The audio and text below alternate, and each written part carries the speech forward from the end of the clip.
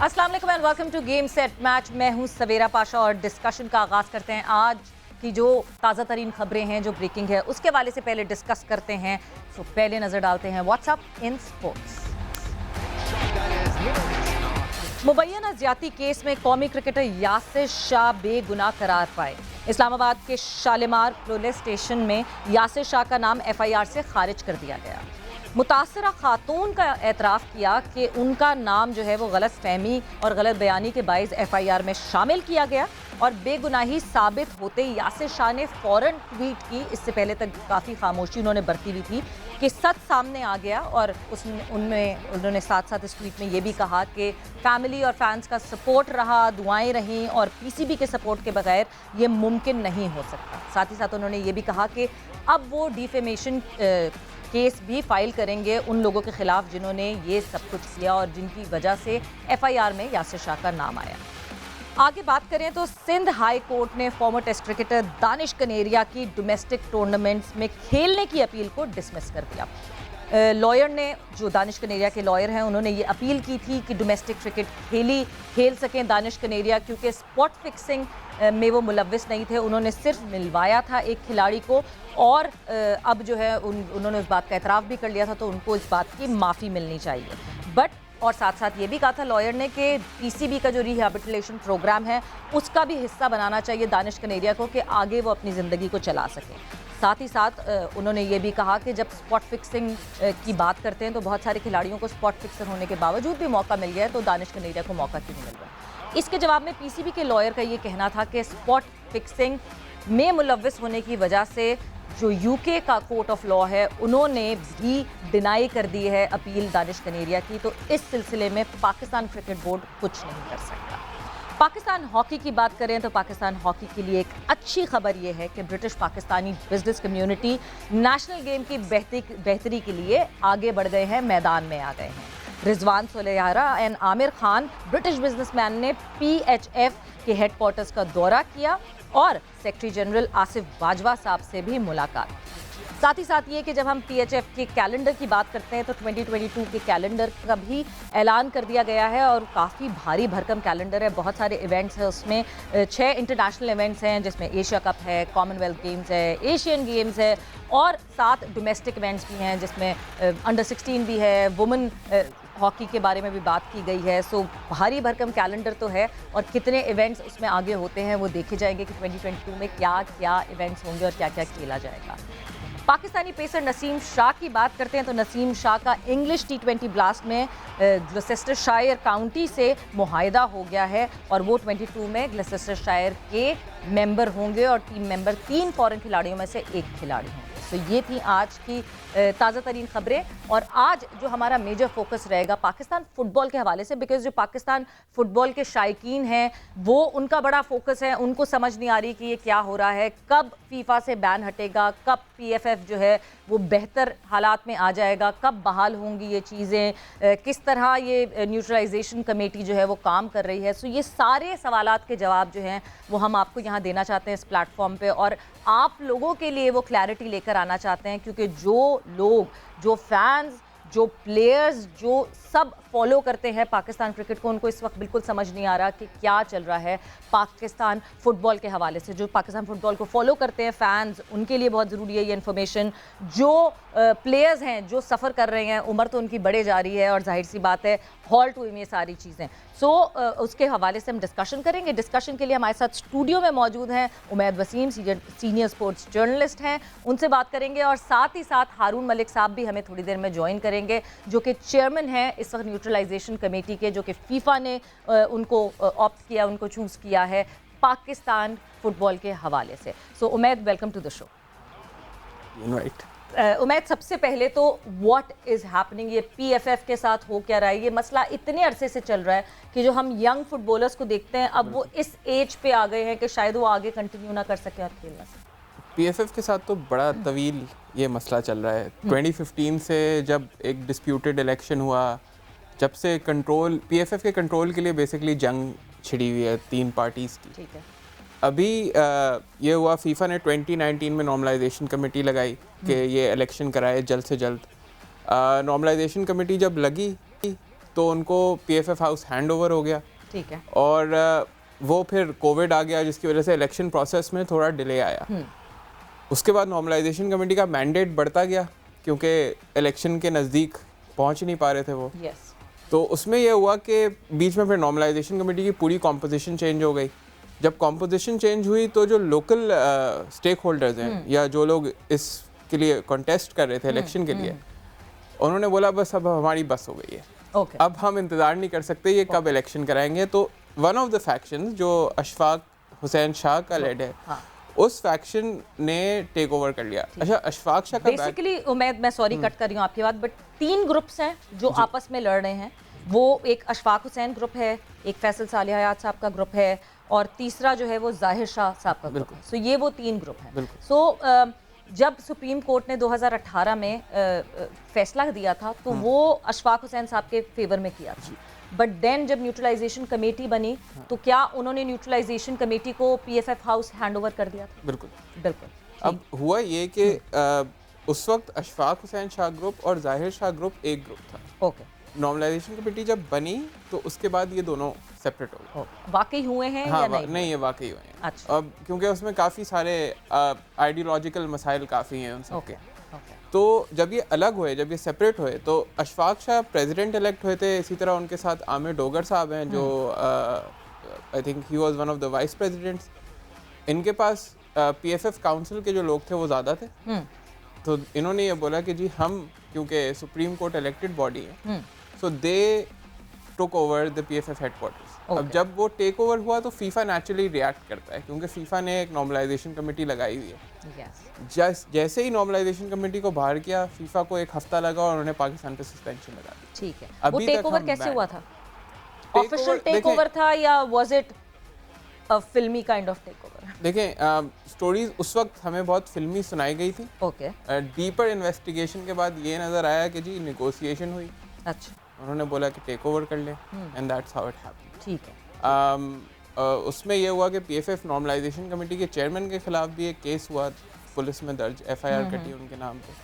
अब वो रिवोक हो गई है, वो वापस आ गए हैं पाकिस्तान। ठीक है। वो जब से ये हुआ है वो कनाडा में थे, अब वो वापस आए हैं। गवर्नमेंट ने क्रूशली नॉर्मलाइजेशन कमेटी को बहुत सपोर्ट किया है। इनफैक्ट इसमें जो गवर्नमेंट एडवाइजर्स हैं और जो इमरान खान साहब को कर रहे हैं एडवाइस, उन्होंने ये कहा कि जी फीफा जिसको मानती है हमें उसको मानना चाहिए।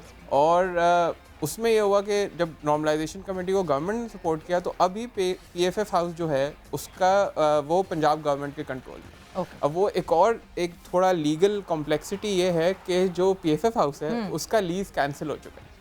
अच्छा, मतलब मसले थे और एक और मसला सर पे आ गया। अब इस पर एक वो कोर्ट प्रोसेस चल रहा है, लीगल प्रोसेस चल रहा है। तो जब वो रिजॉल्व होगा और होपफुली गवर्नमेंट थोड़ा इंटरवीन करेगी, तो जब पीएफएफ हाउस नॉर्मलाइजेशन कमेटी को हैंड ओवर हो जाएगा तब फीफा का बैन लिफ्ट होगा। ओके। सो मतलब अभी एक तो पीएफएफ हाउस की लीज का मसला चल रहा है, फिर नॉर्मलाइजेशन कमेटी, जब नॉर्मलाइजेशन कमेटी इलेक्शंस करवाएगी, राइट, और उस इलेक्शंस में वो फेयर इलेक्शंस की जिम्मेदारी नॉर्मलाइजेशन कमेटी लेगी, और जब वो सब हो जाएगा फिर फीफा ये डिसाइड करेगा कि अगर ये सब सही हुआ है तो फिर अनबैन। नहीं, बैन तो उस वक्त हटेगा जब पीएफएफ हाउस नॉर्मलाइजेशन कमेटी को हैंड ओवर हो जाएगा। फिर पाकिस्तान की टीम्स खेलना शुरू कर देंगी FIFA international tournaments. Normalization committee का जो गवर्नमेंट को जो रोड मैप दिया है वो 8 मंथ्स का है। 8 महीने में उनको पूरे डिस्ट्रिक्ट लेवल से लेके प्रोविंशियल और फिर पीएफएफ। ये 8 महीने कब तक खत्म होते हैं? ये 8 महीने अगर आज उनको मिल जाए तो फिर अगस्त में ख़त्म होंगे। फीफा ने इनिशियली उनको 6 मंथ्स का मैंडेट दिया है जो जून में एक्सपायर हो रहा है, लेकिन वो अंडरस्टैंडिंग ये है कि वो एक्सटेंड और मजीद हो जाएगा जब तक इलेक्शन प्रोसेस कंप्लीट नहीं होता। तो अगर कल इनको पीएफएफ हाउस हैंड ओवर हो जाता है तो मोस्ट आइडियली सितंबर तक फ्रेश इलेक्शंस हो जाएंगे according to the road map. अब वो प्रेशर क्योंकि अब नॉर्मलाइजेशन कमेटी पर भी है कि उन्होंने क्योंकि गवर्नमेंट को अश्योरेंस दे दी है तो अब उनको उस ड्यूरेशन में इलेक्शन कराना है। अच्छा, अब इस दौरान जो है वो बीच में जब पीएफएफ हाउस जो है वो वापस एक ग्रुप ने जो है वो अपने पास कर लिया, सो पीएफएफ फंड्स पे भी कोई बात हुई, कुछ डिस्कशन हुई कि पीएफएफ फंड्स पे भी कुछ इशू आया, कुछ फंड्स कम भी हुए उसमें से, व्हाट्स दैट स्टोरी? अब उसमें ये हुआ कि पीएफएफ अकाउंट्स बेसिकली जो थे उनका भी एक कोर्ट में मसला गया। ठीक है, पीएफएफ नॉर्मलाइजेशन कमेटी जो है उन्होंने उन्होंने कोर्ट को अप्रोच किया कि स्टे जी, ऑर्डर लिया। हाँ स्टे ऑर्डर उसके लिया लिए। कि वो जो अशफाक शाह का ग्रुप जिसने टेक ओवर किया है वो उनको एक्सेस ना कर सके। जो मसला अकाउंट्स पे आ रहा है वो ये नहीं है कि अभी वाला मसला है, वो उस वक्त का प्रॉब्लम है जब 2018 में अशफाक शाह ग्रुप इलेक्ट हुआ था और ठीक। जब उन्होंने पीएफएफ हाउस टेक ओवर किया था, ये उस टाइम का प्रॉब्लम है। ओके, तो दिस इज नॉट लाइक अभी उन्होंने इतने पैसे निकाले या कुछ किए, क्योंकि अकाउंट्स पे तो अब तो स्टे ऑर्डर अभी तो स्टे ऑर्डर हाँ। था। ये है जब वो 2018 से 2019 का जो पीरियड था, जब तक नॉर्मलाइजेशन कमेटी नहीं लगी, उस वक्त के अकाउंट्स में प्रॉब्लम आ रही है, उसमें डिस्क्रिपेंसी आ रही है। ओके, सो मतलब अब ये सारी चीज़ें जब सॉल्व होंगी तब, अब अगर मैं प्लेयर्स के पॉइंट ऑफ व्यू से बात करती हूँ मैं, क्योंकि 3 पार्टीज़ हैं, ये 3 पार्टीज़ रीसेंट पास्ट में भी छोटे छोटे कहीं ना कहीं टूर्नामेंट्स कराती रही हैं, कुछ होता रहा है और प्लेयर्स बढ़ गए हैं। एक प्लेयर अगर एक तरफ से खेल लेता है तो दूसरा ग्रुप कहता है कि अब हमारी तरफ नहीं दिखना, इस तरह भी हो रहा है। इस तरह हुआ, इस तरह इनफैक्ट नॉर्मलाइजेशन कमेटी ने भी वार्निंग्स इशू की टू अशफाक शाह ग्रुप जब वो पाकिस्तान प्रीमियर लीग करवा रहे थे, जो ऑफ कोर्स फीफा रिकग्नाइज नहीं कर रहा था वो लीग, लेकिन जो एक एज अ न्यूट्रल पर्सन आप प्लेयर्स का वेलफेयर देखते हैं। बिल्कुल, देखिए प्लेयर्स अगर खेल रहे हैं तो प्लेयर्स को विक्टिमाइज नहीं करना चाहिए जी। उसी वक्त पीएफएफएनसी ने एक स्टेटमेंट इशू किया कि जी हम एक्शन लेंगे उनके खिलाफ। लेकिन देखिए प्लेयर्स का जो players the source of earning is कि वो खेलते रहे, अगर वो नहीं खेलेंगे तो वो अपना घर कैसे चलाएंगे। तो आई थिंक फॉर मतलब इस सब चीज़ को बैलेंस आउट करने के लिए आई थिंक कि ये बहुत नैरो माइंडेड अप्रोच है कि जी आप ये बोल रहे हैं जाके कि जी आप नहीं खेलोगे वरना मैं जब आऊँगा तो फिर मैं आपको आप पे एक्शन लूँगा। हाँ, प्लेयर्स बेचारे हमारे वैसे ही इतने वेल ऑफ नहीं है, बिल्कुल अगर उनको अपॉर्चुनिटी मिल रही है तो उनको खेलने देना चाहिए। बिल्कुल, उनकी ब्रेड एंड बटर है ये। बिल्कुल। हाँ, तो अब ये है कि अब होपफुली ये है कि नॉर्मलाइजेशन कमेटी जब वापस आएगी तो इंटरनेशनल टूर्नामेंट्स में हमारी टीम जा सकेंगे। हमने बहुत सारे मिस आउट कर दिए हैं, लेकिन एटलीस्ट ये है कि अभी क्योंकि ये जो साल है इसमें वर्ल्ड कप आ रहा है और हम किसी एशियन क्वालिफायर में एज सच नहीं है, तो हम इंटरनेशनल फ्रेंडलीज तो फिर भी खेल सकते हैं। तो एटलीस्ट एक नेशनल टीम वापस इंटरनेशनल स्टेज पे जाए तो वो एक अच्छी बात हो सकती है। और एक जमा हो नेशनल टीम, इधर उधर जो तितर बितर हो जाती है, जाहिर सी बात है जब नई मैचेस हो रहे, जब वो नहीं हो रहा तो एक इधर से उधर डिवीजन भी हो जाता है। बट मैं एक और चीज़, जब मैं बात करती हूँ, जब मैं इन प्लेयर्स की बात करती हूँ, जब मैं फीफा के बैन की बात करती हूँ, ऑलमोस्ट कितने साल हो गए हैं फीफा के बैन को? नहीं, फीफा के बैन को समझ लें अभी तो 9 महीने हो गए। ठीक है, उससे पहले जो है हम पे बैन लगा था 6 मंथ्स का। ठीक है, लेकिन जो सूरत हाल पाकिस्तान फुटबॉल की रही है ना, हम वर्चुअली बैंड ही रहे हैं। हाँ, वो और बात है कि हम ये फीफा का बैन नहीं था, लेकिन क्योंकि उस टाइम पे ये था कि फीफा ने फैसल सालेहात साहब की जो पीएफएफ थी वो उसको मान रही थी। ओके, कोर्ट ने एक एडमिनिस्ट्रेटर लगाए हुए थे पीएफएफ के। इफेक्टिवली हमारी टीम उन कॉम्पिटिशन्स में या वैसे खेल नहीं पा रही थी। हमने वर्ल्ड कप क्वालिफायर तो खेला, लेकिन उसमें भी ये हुआ कि बहुत सारे प्लेयर्स जा नहीं सके। हम हार गए फर्स्ट राउंड में ये 2022 वर्ल्ड कप के, तो हम सारे एशियन क्वालिफाइंग और उससे भी बाहर हो गए। तो ये है कि अब जो है मतलब वही बात है कि हम समझ लें 2015 से एक बैन लाइक सिचुएशन में, क्योंकि पीएफएफ पे इतना बड़ा कॉन्फ्लिक्ट, मतलब 2015 से अगर मैं पाकिस्तानी फुटबॉलर्स की बात करूं तो वो एक अजीब किस्म की एम्बिग्विटी, को कुछ समझ नहीं आ रहा। उसके बाद फिर हम एक्सपेक्ट करते हैं कि और यंगस्टर्स जो हैं वो फुटबॉल की तरफ राइज हों, फुटबॉल की तरफ टिल्ट करें। सो ये समझ नहीं आता कि कैसे मसला सॉल्व होगा। मगर जब मैं नॉर्मलाइजेशन कमेटी की बात करती हूँ तो अब आखिरी उम्मीद जो पाकिस्तान फुटबॉल के पास है वो ये है कि नॉर्मलाइजेशन कमेटी जो है इन सारे मामलात को नॉर्मलाइज करे। और ये सारे मामलात नॉर्मलाइज करने के लिए जो चेयरमैन ऑफ नॉर्मलाइजेशन कमेटी हैं हारून मलिक साहब, वो हमारे साथ इस वक्त मौजूद हैं। हारून साहब अस्सलाम वालेकुम। वालेकुम अस्सलाम। अच्छा हारून साहब, मेरे साथ उमैद वसीम भी मौजूद हैं और अभी हम लोग डिस्कस कर रहे थे सारा जो सिचुएशन, जो सिनेरियो है पाकिस्तान फुटबॉल के हवाले से। अब हारून साहब, सबसे पहला सवाल तो आपसे यही बनता है कि ये जो 3 पार्टीज़ हैं, 3 अलग ग्रुप्स हैं, आप इनको असेस कैसे करेंगे कि वेटेज किसकी ज़्यादा है, किस तरह इलेक्शंस जो हैं वो सही से होने चाहिए? क्योंकि जब मैं हारून साहब आपकी बात करती हूँ तो आप as far as I know कि आप कनाडा में होते हैं, क्या आप पाकिस्तान फुटबॉल से इतना कनेक्टेड हैं?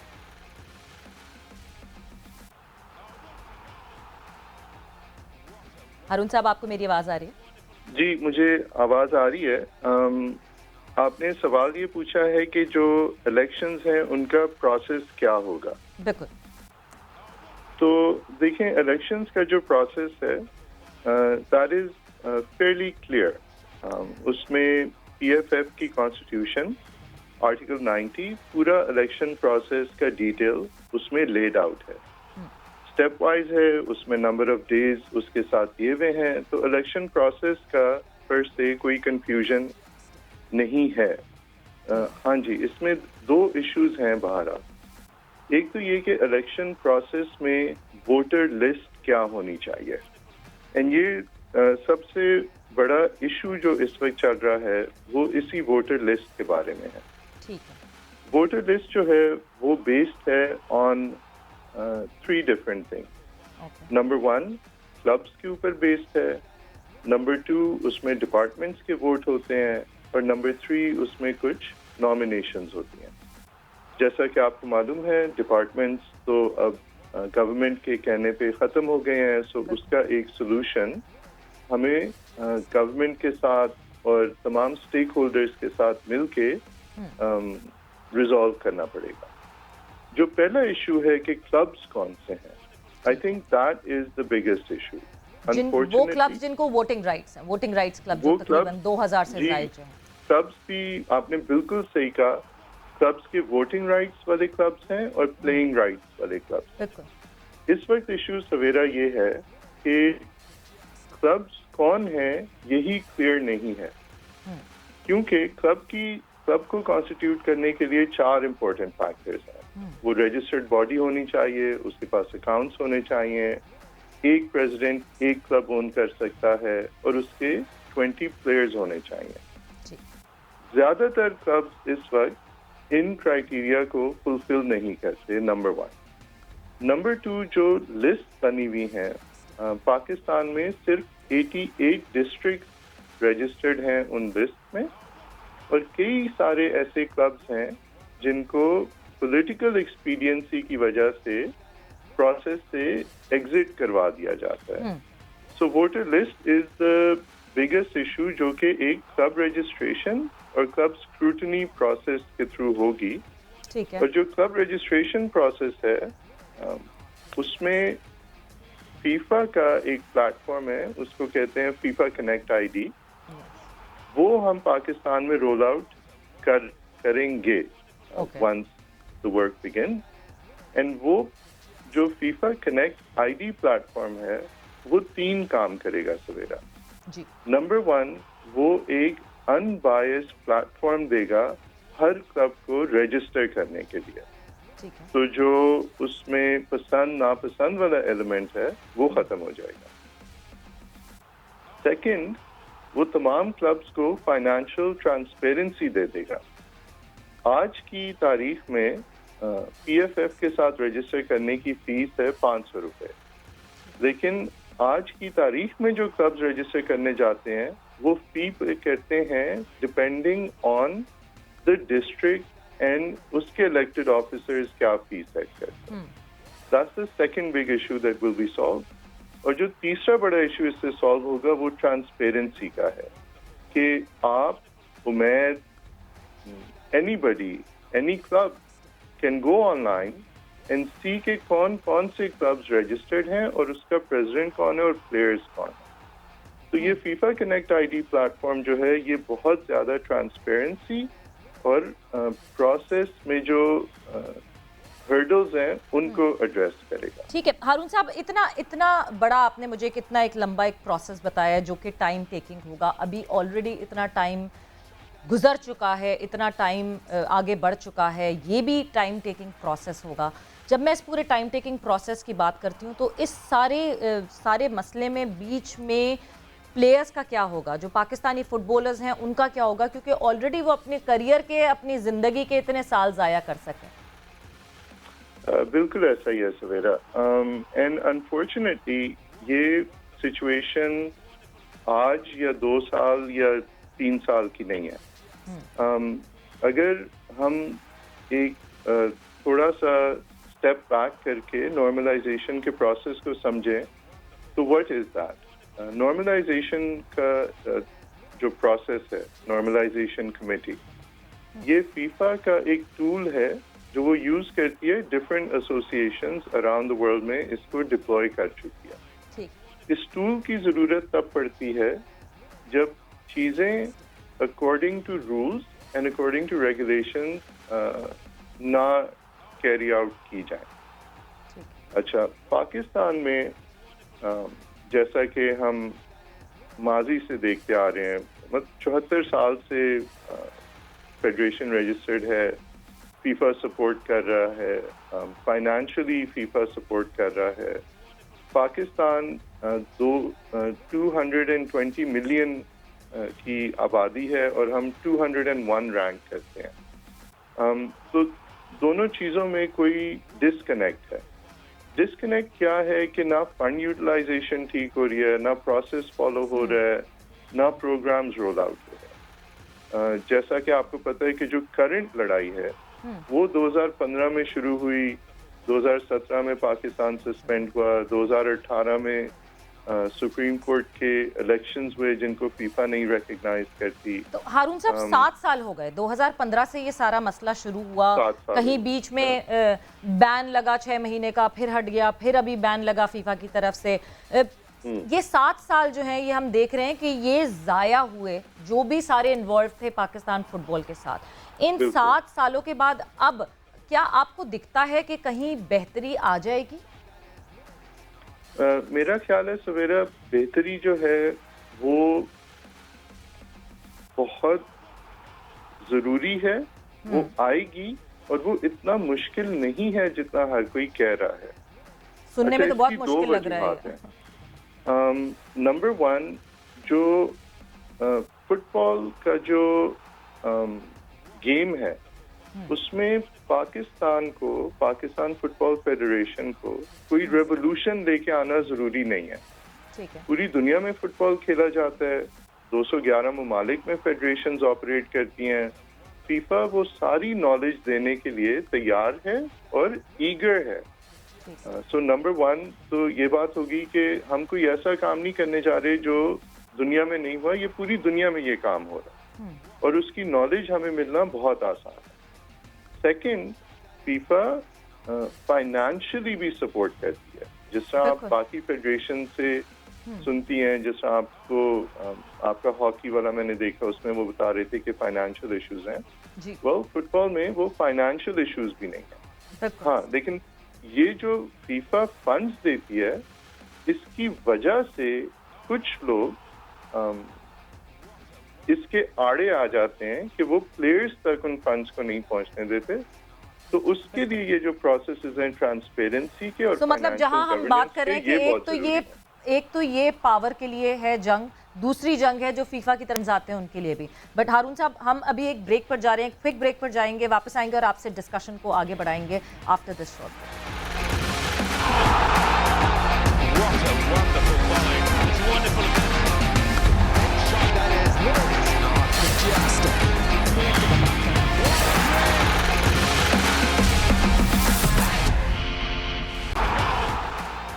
And welcome back to game set match. Discussion हमारी हो रही है पाकिस्तान फुटबॉल के हवाले से और हमारे साथ उमैद वसीम मौजूद हैं, सीनियर स्पोर्ट्स जर्नलिस्ट, और साथ ही साथ हमारे साथ मौजूद हैं the chairman of neutralization committee जो फीफा ने बनाई है पाकिस्तान फुटबॉल के लिए, हारून मलिक साहब। सो हारून साहब, बिल्कुल आपने बड़ी डिटेल में हमें समझा दिया कि इशू क्या है, उस इशू को रिजॉल्व कैसे किया जाएगा। बट इन सारी चीज़ों में एक चीज़ जो मैं बहुत देर से समझना चाह रही हूँ, मैंने शुरू में भी आपसे पूछा था कि फीफा ने कैसे ये सोचा कि आप इस न्यूट्रलाइजेशन कमेटी को हेड कर सकते हैं। बिकॉज अगर मैं आपकी कनेक्टिविटी देखती हूँ, आप गालिबन रग्बी से रिलेटेड थे, आपने एक फ्रेंचाइज लीग करवाने का प्लान किया हुआ है, मगर फीफा ने कैसे ये सोचा कि पाकिस्तान फुटबॉल में आप न्यूट्रलाइजेशन कमेटी के चेयरमैन बन सकते हैं और आप बेहतरी ला सकते हैं? जी बिल्कुल। सो फीफा जब नॉर्मलाइजेशन कमेटी को तश्कील देती है तो उसने, आपको याद होगा, पाकिस्तान की नॉर्मलाइजेशन कमेटी सितंबर 2019 में पहली बनाई थी।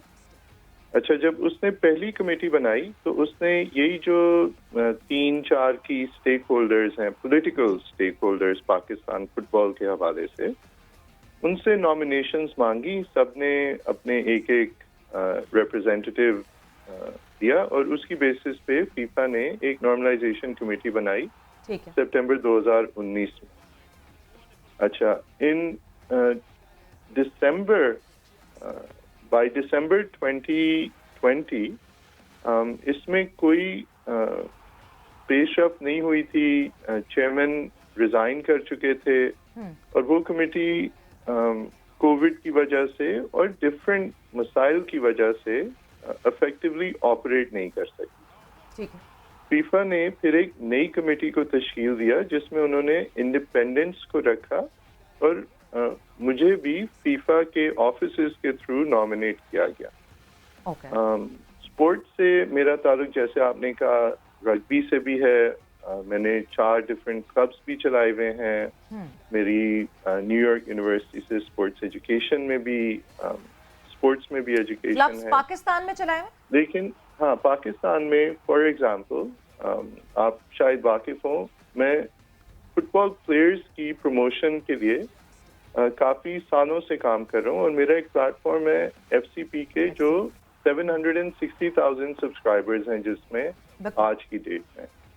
सो फुटबॉल की स्पोर्ट से एंड जनरली स्पोर्ट से मेरा एक गहरा ताल्लुक है एंड फीफा ने मुझे नॉमिनेट किया क्योंकि मैं एक न्यूट्रल बॉडी हूँ और एक नोन एंटिटी हूँ फीफा के लिए। द फर्स्ट एक्सपेरिमेंट जहाँ पे पॉलिटिकल स्टेक होल्डर्स के नॉमिनीज को दिया था, that failed. We can go into a discussion why they failed. But suffice to say, FIFA then decided कि एक independent committee बनाई जाए जिसमें उन्होंने 4 members। हारून साहब, हमारे साथ उमैद वसीम मौजूद हैं इस वक्त। उमैद भी आपसे पूछना चाहते हैं कुछ? जी उमैद। हारून साहब, मेरा एक सवाल सबसे पहला तो एक ये है कि आप लोगों ने 8 महीने का रोड मैप दिया है गवर्नमेंट को। आप इतना प्रेशर है कंसिडरिंग कि जब आप आए थे तो फीफा ने आपको एक ओपन कार्ड ब्लांच दिया हुआ था कि आप अपने मर्जी से इलेक्शन कराएं। Does the normalization committee feel restricted with this deadline that they've already given to the government और वो जो assurance दी है?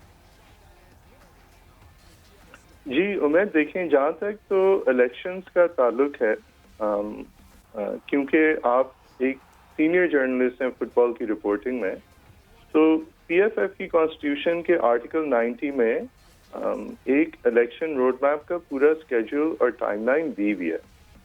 जैसा कि आपने भी उसको पढ़ा होगा, वो तकरीबन 163 डेज इलेक्शन प्रोसेस में लगते हैं एज पर द कॉन्स्टिट्यूशन और फिर इसके अलावा क्लब रजिस्ट्रेशन और क्लब स्क्रूटनी का प्रोसेस है। So that's one. अब प्रेशर है जी, कोई कहते हैं 2 महीने में करा दो, कोई कहते हैं 3 महीने में करा दो। ये वही लोग हैं जो कहते हैं कि हाँ, और इलेक्शन सेक्रेटरी हमारा लगा दो और तुम फिक्र नहीं करो, बाकी हम संभाल लेंगे। लेकिन हारून साहब, मैं ये कह रहा हूँ कि important question, Umaid, if you allow me. I think the second important component of this is कि 74 years से तो elected bodies ही PFF को run कर रही हैं।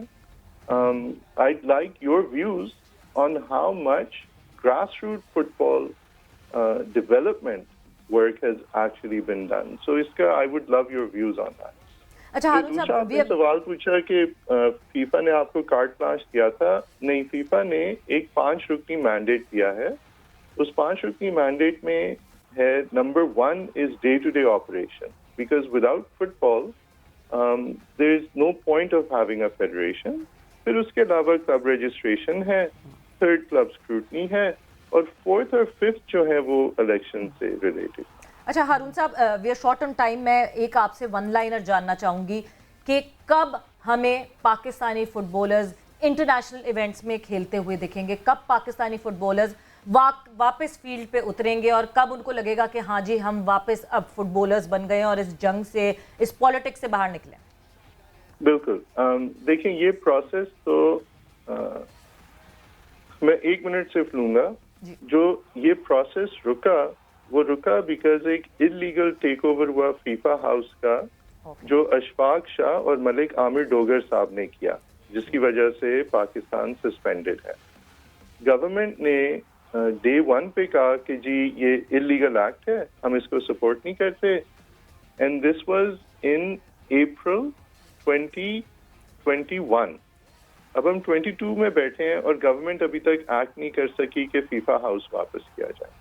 नवंबर 7 को गवर्नमेंट ने फीफा हाउस की पोजेशन दी है, तब से वो खाली, ताला लगा, बंद पड़ा, बस पड़ा हुआ है। क्यों? क्योंकि किसी को फुटबॉल का, किसी को फुटबॉलर्स का कंसर्न नहीं है। आप चाहते तो हाउस अप्रैल में ही वापस करवा देते, नहीं किया, चले नवंबर में आपने पोजेस कर लिया। जो आपका सवाल है उसका जवाब ये है कि जब तक हाउस रिटर्न नहीं होता, ये जो भी एसेट्स हैं जो काम करने नहीं दिया जाता, तब तक तो कुछ भी नहीं होगा। ये कल हो सकता है, गवर्नमेंट डिसाइड कर चुकी है, असद उमर साहब इंस्ट्रक्शंस दे चुके हैं। ठीक है, now someone just needs to act. ठीक है हारून साहब, बहुत बहुत बड़ी अभी आपके पास जिम्मेदारी है कि आपने पीएफएफ हाउस जो है वो पहले नॉर्मलाइजेशन कमेटी को मिलना है, इलेक्शंस भी होने हैं, बहुत सारी चीज़ें होनी, बट आई होप कि आपके ही इस टाइम फ्रेम के अंदर जो है वो पाकिस्तान फुटबॉलर्स कुछ कर सकें और खेल सकें। But thanks a lot for your time और इस शो का हिस्सा बनने के लिए बहुत बहुत शुक्रिया। उमैद, आपका बहुत बहुत शुक्रिया कि आप यहाँ स्टूडियोज़ में आए। इस वक्त हम जा रहे हैं ब्रेक पर, मगर ब्रेक से जब हम वापस आएंगे तो शाहिद खान आफरीदी हमारे साथ होंगे और कोयटा जेल और शाहिद खान आफरीदी का रिसेंटली अभी क्या कनेक्शन है, ब्रेक के बाद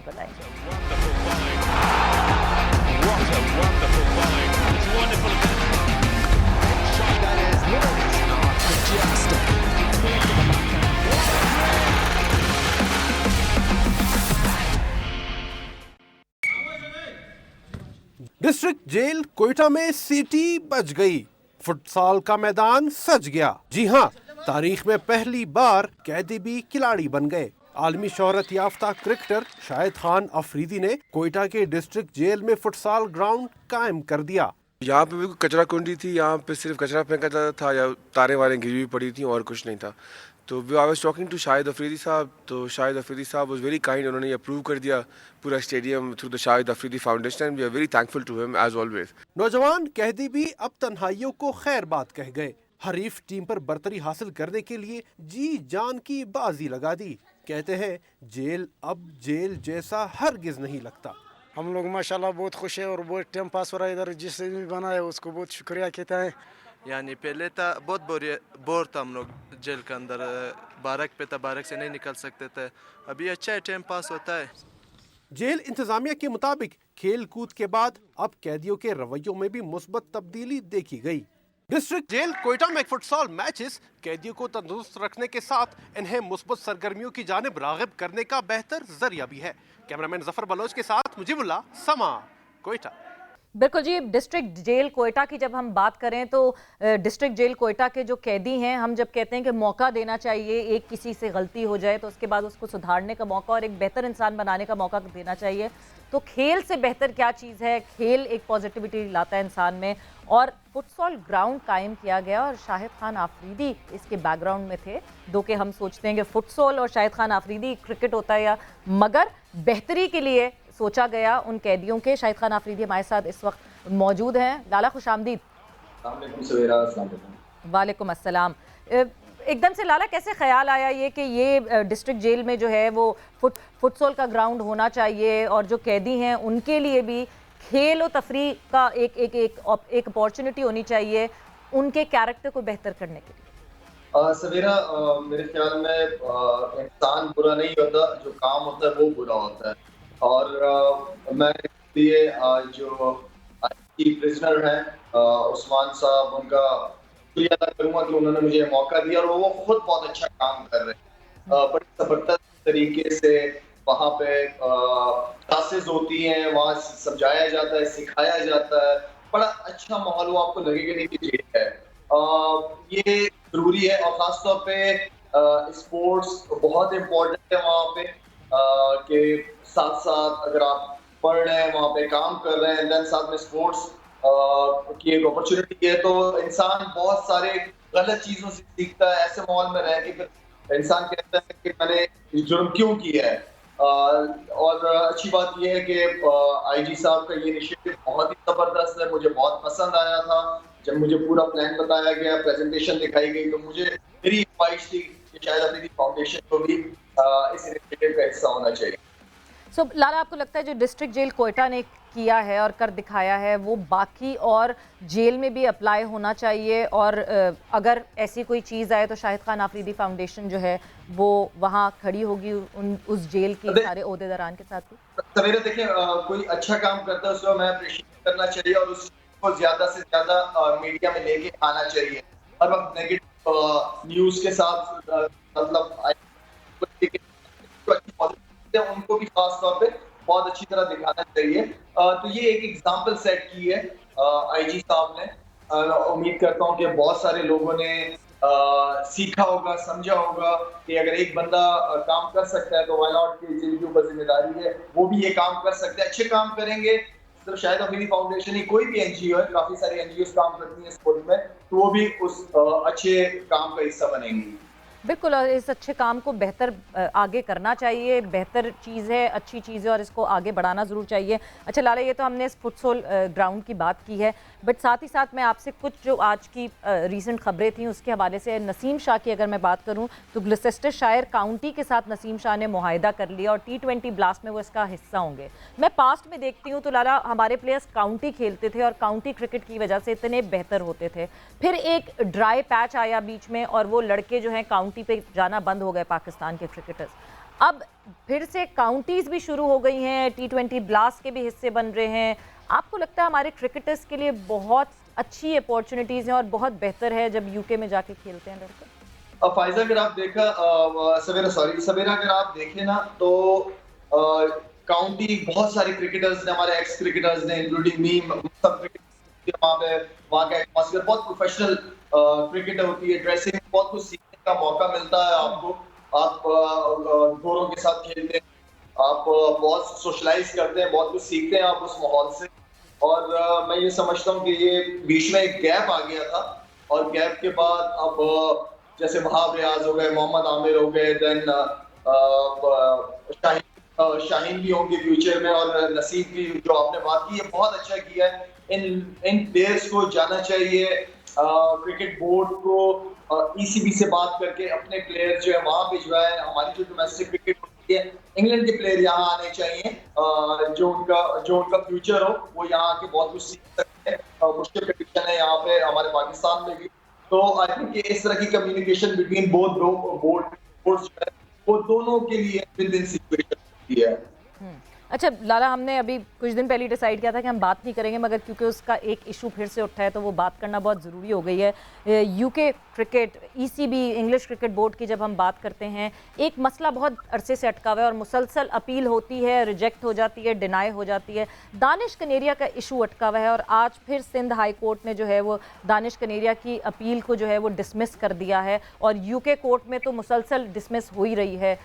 क्या मामला, क्या माजरा आपको लगता है, और आपको लगता है कि कभी आने वाले फ्यूचर में दानिश कनेरिया को मौका मिलेगा खेलने का कि नहीं? मुझे नहीं, इस हवाले से ऐसा आइडिया नहीं है, लेकिन ये बहुत पुरानी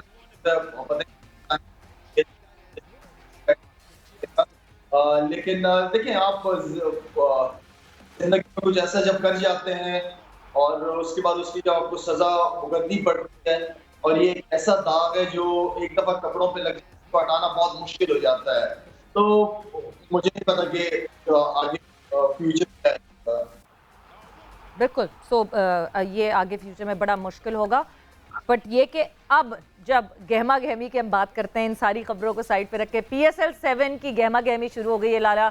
जगह जगह कराची में, लाहौर में, दोनों शहरों में, बड़े बड़े शहरों में जो आपको पोस्टर्स, बैनर्स दिख रहे हैं, ट्रॉफीज दिख रही हैं। कितने एक्साइटेड हैं आप PSL 7 के लिए और इस दफ़ा ग्लैडिएटर बन के कैसा फील कर रहे हैं? सवेरे मेरी एक्साइटमेंट इतनी ज्यादा है जो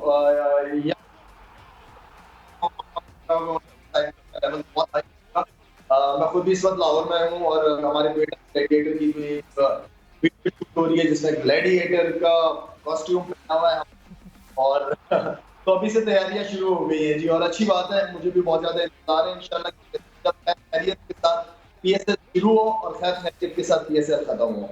बिल्कुल जी, सबकी यही दुआएं हैं कि खैरियत के साथ PSL शुरू हो और खैरियत के साथ इसका ख़त्म हो। But thank you Lala, thanks a lot, आपका बहुत बहुत शुक्रिया कि आप हिस्सा बने इस शो का अपने मुश्किल से वक्त से, क्योंकि मुझे पता है आप बहुत बिजी थे, इस वक्त लाहौर में मौजूद हैं, तो आपने टाइम निकाला। थैंक यू, बहुत बहुत शुक्रिया।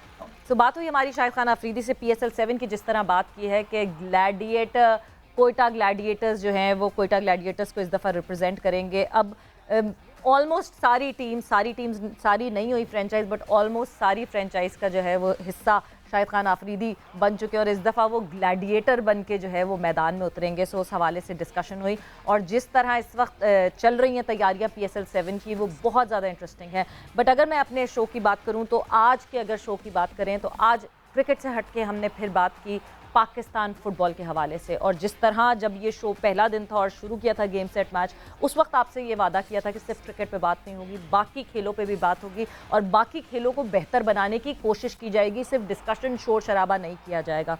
तो आज डिस्कशन हुई हमारी हारून मलिक साहब से, जो कि चेयरमैन है इस वक्त न्यूट्रलाइजेशन कमेटी के, जिनको फीफा ने न्यूट्रलाइजेशन कमेटी का चेयरमैन बनाया है फॉर पाकिस्तान फुटबॉल, और उनसे डिस्कस किया गया। उन्होंने ये बताया कि जैसे ही पाकिस्तान फुटबॉल हाउस जो है वो मिल जाएगा न्यूट्रलाइजेशन कमेटी को, उसके बाद ही एटलीस्ट फ्रेंडली अफेयर्स तो शुरू हो जाएंगे और पाकिस्तान के जो फुटबॉलर्स हैं, जिनकी बहुत जाहिर सी बात है वक्त गुजरे जा रहा है, एजेस बढ़ती जा रही हैं फुटबॉलर्स की, उन्होंने अपना पूरा करियर इसके ऊपर बेस किया हुआ है, उनको खेलने का फिर से मौका मिलेगा। और हारून साहब का साथ साथ ये भी कहना था कि वो काफ़ी पुरुम्मीद हैं कि पाकिस्तान फुटबॉल में बेहतरी आएगी और हम आने वाले दिनों में बेहतरी देखेंगे। इसी के साथ यहाँ वक्त ख़त्म होता है गेम सेट मैच का। आप लोगों ने अपना ख्याल रखना है। सवीरा पाशा साइनिंग ऑफ। अल्लाह हाफ़िज़।